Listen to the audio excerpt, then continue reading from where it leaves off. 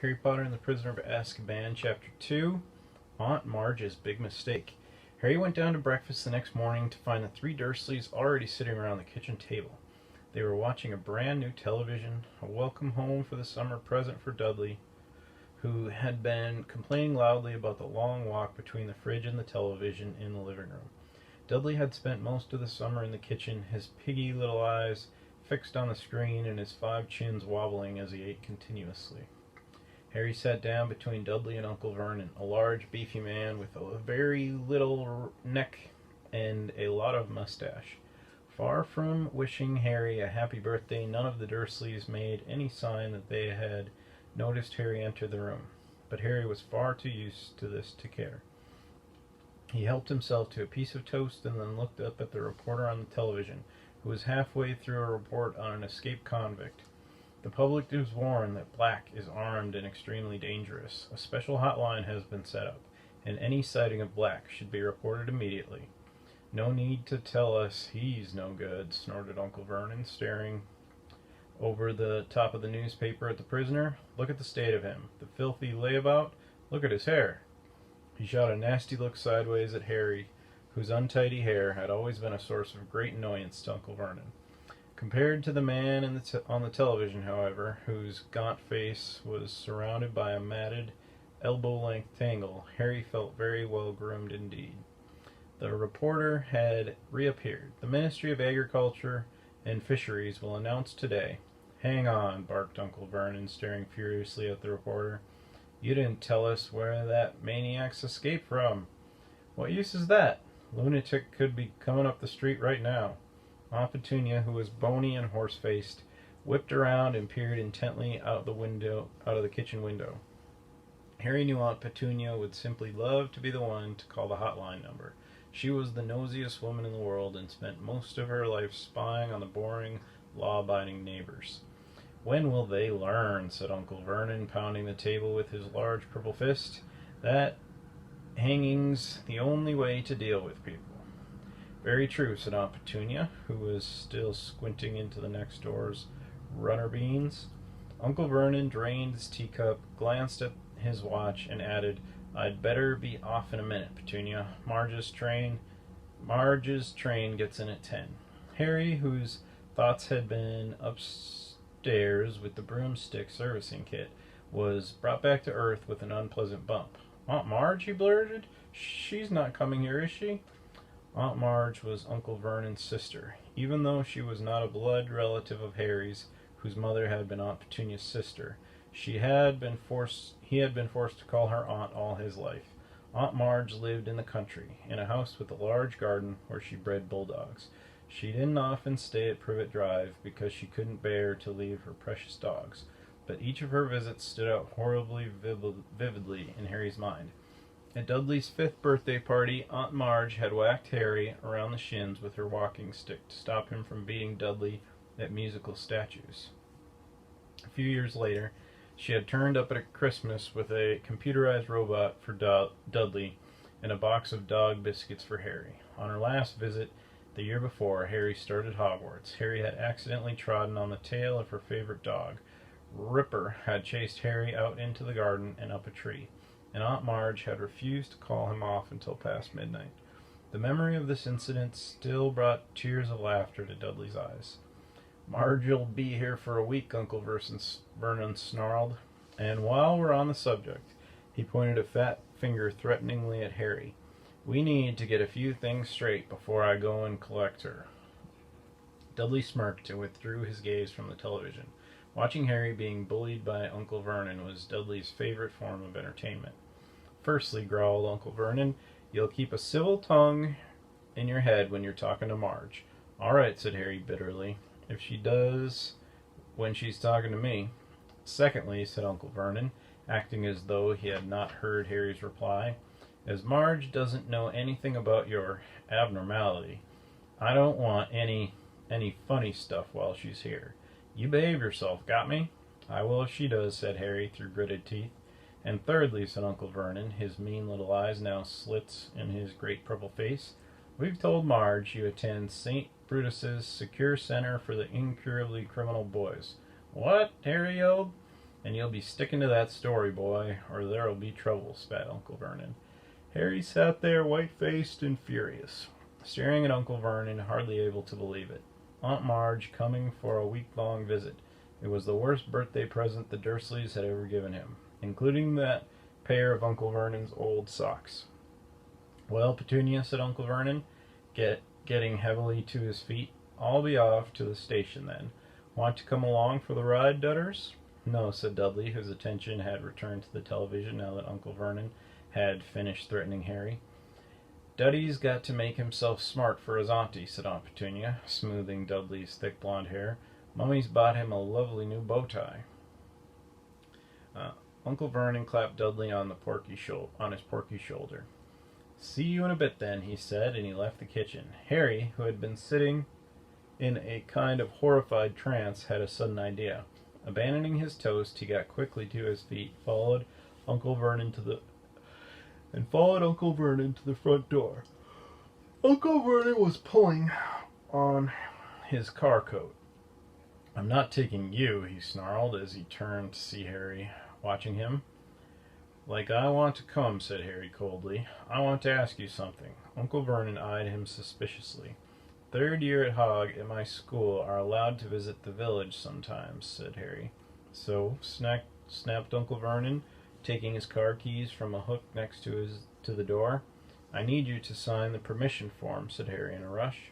And why should I do that? Sneered Uncle Vernon. Well, said Harry, choosing his words carefully, it'll be hard work pretending to Aunt Marge that I go to St.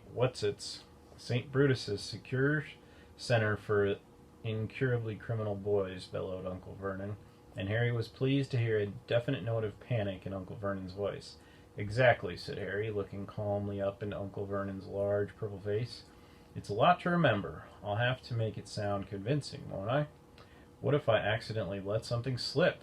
You'll get the stuffing knocked out of you, won't you? Roared Uncle Vernon, advancing on Harry with his fist raised. But Harry stood his ground. Knocking the stuffing out of me won't make Aunt Marge forget what I could tell her, he said grimly. Uncle Vernon stopped, his fist still raised, his face an ugly puce. But if you sign my permission form, Harry went on quickly, I swear I'll remember where I'm supposed to go to school, and I'll act like a mug, like I'm normal and everything. Harry could tell that Uncle Vernon was thinking it over, even if his teeth were bared and a vein was throbbing in his temple. Right, he snapped finally. I shall monitor your behavior carefully during Marge's visit. If, at the end of it, you've toed the line and kept to the story, I'll sign your ready form. He wheeled around, pulled open the front door, and slammed it so hard that one of the little panes of glass at the top fell out. Harry didn't return to the kitchen. He went back upstairs to his bedroom. If he was going to act like a real muggle, he'd better start now. Slowly and sadly, he gathered up all his presents and his birthday cards and hid them under the loose floorboard, with his homework. Then he went to Hedwig's cage. Errol seemed to have recovered. He and Hedwig both asleep, heads under their wings. Harry sighed, then poked them both awake. Hedwig, he said gloomily, you're going to have to clear off for a week. Go with Errol. Ron will look after you. I'll write him a note explaining. And don't look at me like that. Hedwig's large amber eyes were reproachful. It's not my fault. It's the only way I'll be allowed to visit Hogsmeade with Ron and Hermione. 10 minutes later, Errol and Hedwig, who had a note to Ron bound to her legs, soared out of the window and out of sight. Harry, now feeling thoroughly miserable, put the empty cage away inside the wardrobe. But Harry didn't have long to brood. In next to no time, Aunt Petunia was shrieking up the stairs for Harry to come down and get ready to welcome their guest.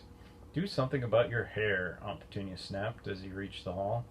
Harry couldn't see the point of trying to make his hair lie flat. Aunt Marge loved criticizing him, so the untidier he looked, the happier she would be. All too soon, there was a crunch of gravel outside as Uncle Vernon's car pulled back into the driveway. Then the clunk of the car door and the footsteps on the garden path. Get the door, Aunt Petunia hissed at Harry. A feeling of great gloom in his stomach, Harry pulled the door open. On the threshold stood Aunt Marge. She was very like Uncle Vernon, large, beefy, and purple-faced. She even had a mustache, though not as bushy as his. In one hand she held an enormous suitcase, and tucked under the other was an old and evil-tempered bulldog. "Where's my dudders?" roared Aunt Marge. "Where's my nephew Pooh?" Dudley came waddling down the hall, his blond hair plastered flat to his fat head, a bow tie just visible under his many chins. Aunt Marge thrust the suitcase into Harry's stomach, knocking the wind out of him. Dudley seized Dudley in a tight one-armed hug and planted a large kiss on his cheek. Harry knew perfectly well that Dudley only put up with Aunt Marge's hugs because he was well paid for it. And sure enough, when they broke apart, Dudley had a crisp 20-pound note clutched in his fat fist. "Petunia!" shouted Aunt Marge, striding past Harry as though he was a hat stand. Aunt Marge and Aunt Petunia kissed, or rather, Aunt Marge bumped her large jaw against Aunt Petunia's bony cheek. Uncle Vernon now came in, smiling jovially as he shut the door. "Tea, Marge?" he said. "And what will Ripper take?" "Ripper, can you have some tea out of my saucer?" "Ripper can have some tea out of my saucer," said Aunt Marge, as they all trooped into the kitchen, leaving Harry alone in the hall with the suitcase. But Harry wasn't complaining. Any excuse not to be with Aunt Marge was fine by him. So he began to heave the case upstairs into the bedroom, taking as long as he could. By the time he got back to the kitchen, Aunt Marge had been supplied with tea and fruitcake, and Ripper was lapping noisily in the corner. Harry saw Aunt Petunia wince slightly, as specks of tea and drool flecked her clean floor. Aunt Petunia hated animals. "Who's looking after the other dogs, Marge?" Uncle Vernon asked. "Oh, I've got Colonel Fubster managing them," boomed Aunt Marge. "He's retired now. Good for him to have something to do. But I couldn't leave poor old Ripper. He pines if he's away from me." Ripper began to growl again as Harry sat down. This directed Aunt Marge's attention to Harry for the first time. "So," she barked, "still here, are you?" "Yes," said Harry. "Don't you say yes in that ungrateful tone," Aunt Marge growled. "It's damn good of Vernon and Petunia to keep you. Wouldn't have done it myself. You'd have gone straight to an orphanage, or you'd have been dumped if you'd have been dumped on my doorstep." Harry was bursting to say that he'd rather live in an orphanage than with the Dursleys, but the thought of the Hogsmeade form stopped him. He forced his face into a painful smile. "Don't you smirk at me," boomed Aunt Marge. "I can see you haven't improved since I last saw you. I hoped school would knock some manners into you." She took a large gulp of tea, wiped her mustache, and said, "Where is it that you send him again, Vernon?" "St. Brutus's," said Uncle Vernon promptly. "It's a first-rate institution for hopeless cases."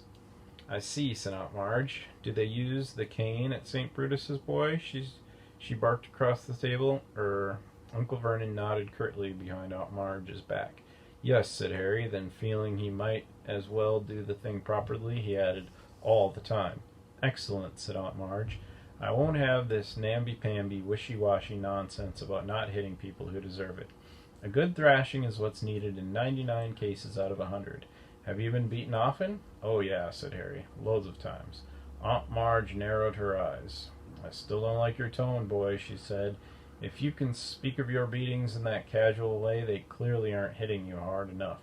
Petunia, I'd write if I were you. Make it clear that you approve the use of extreme force in this boy's case." Perhaps Uncle Vernon was worried that Harry might forget their bargain. In any case, he changed the subject abruptly. "Heard the news this morning, Marge? What about that escaped prisoner, eh?" As Aunt Margie started to make herself at home, Harry caught himself thinking almost longingly of life at number 4 without her. Uncle Vernon and Aunt Petunia usually encouraged Harry to stay out of their way, which Harry was only too happy to do. Aunt Marge, on the other hand, wanted Harry under her eye at all times, so that she could boom out suggestions for his improvement. She delighted in comparing Harry with Dudley, and took pleasure in buying Dudley expensive presents while glaring at Harry as though daring him to ask why he hadn't got a present too. She also kept throwing out dark hints about what made Harry such an unsatisfactory person. "You mustn't blame yourself for the way the boys turned out, Vernon," she said over lunch on the 3rd day. "If there's something rotten on the inside, there's nothing anyone can do about it." Harry tried to concentrate on his food, but his hands shook and his face was starting to burn with anger. Remember the form, he told himself. Think about Hogsmeade. Don't say anything. Don't rise. Aunt Marge reached for her glass of wine. It's one of the basic rules of breeding, she said. You see it all the time with dogs. If there's something wrong with the bitch, there'll be something wrong with the pup. At that moment, the wine glass Aunt Marge was holding exploded in her hand. Shards of glass flew in every direction, and Aunt Marge sputtered and blinked, her great ruddy face dripping. Marge, squealed Aunt Petunia. Marge, are you all right? Not to worry, grunted Aunt Marge, mopping her face with her napkin. Must have squeezed it too hard. Did the same thing at Colonel Filibuster's the other day. No need to fuss, Petunia. I have a very firm grip. But Aunt Petunia and Uncle Vernon were both looking at Harry suspiciously, so he decided he'd better skip dessert and escape from the table as soon as he could. Outside in the hall, he leaned against the wall, breathing deeply. It had been a long time since he'd lost control and made something explode. He couldn't afford to let it happen again. The Hogsmeade form wasn't the only thing at stake. If he carried on like that, he'd be in trouble with the Ministry of Magic. Harry was still an underage wizard, and he was forbidden by wizard law to do magic outside school. His record wasn't exactly clean either. Only last summer he'd gotten an official warning that had stated quite clearly that if the Ministry got wind of any more magic on Privet Drive, Harry would face expulsion from Hogwarts. He heard the Dursleys leaving the table and hurried upstairs out of the way. Harry got through the next 3 days by forcing himself to think about his handbook of do-it-yourself broom care whenever Aunt Marge started on him. This worked quite well, though it seemed to give him a glazed look, because Aunt Marge started voicing the opinion that he was mentally subnormal. At long last, the final evening of Marge's stay arrived. Aunt Petunia cooked a fancy dinner, and Uncle Vernon uncorked several bottles of wine. They got all the way through the soup and the salmon without a single mention of Harry's faults.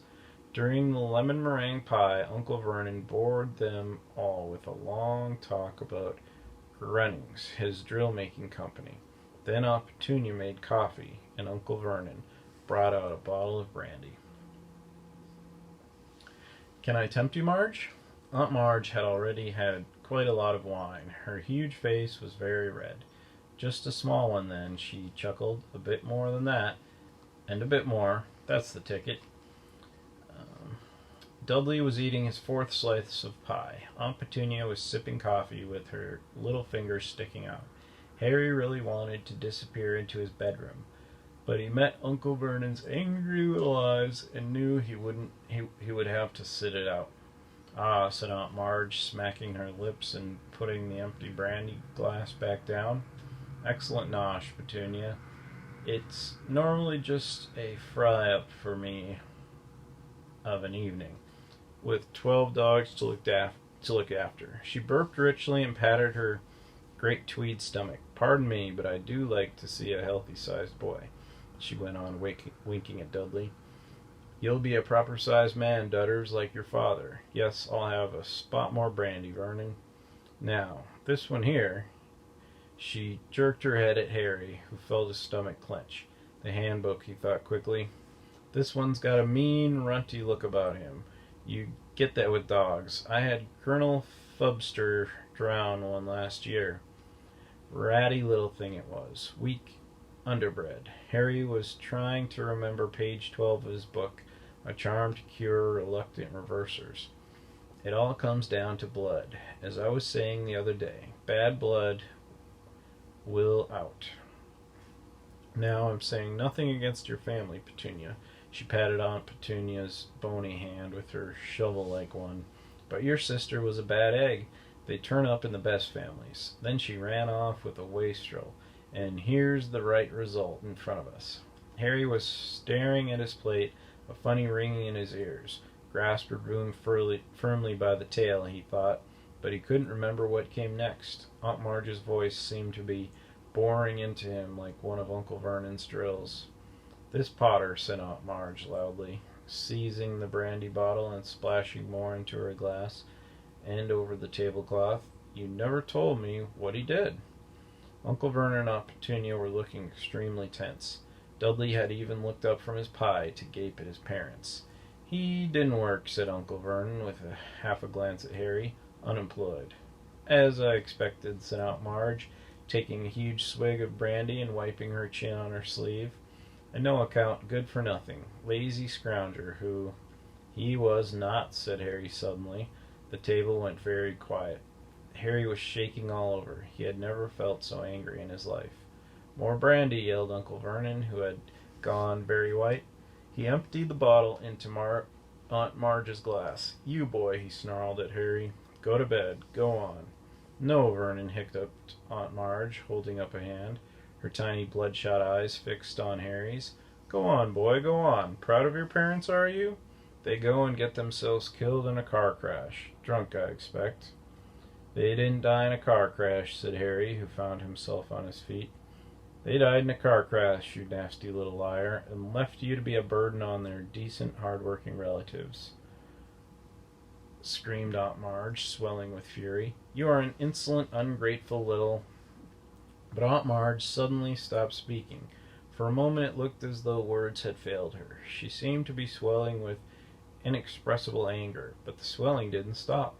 Her great red face started to expand. Her tiny eyes bulged, and her mouth stretched too tightly for speech. Next second, several buttons had just burst from her tweed jacket and pinged off the walls.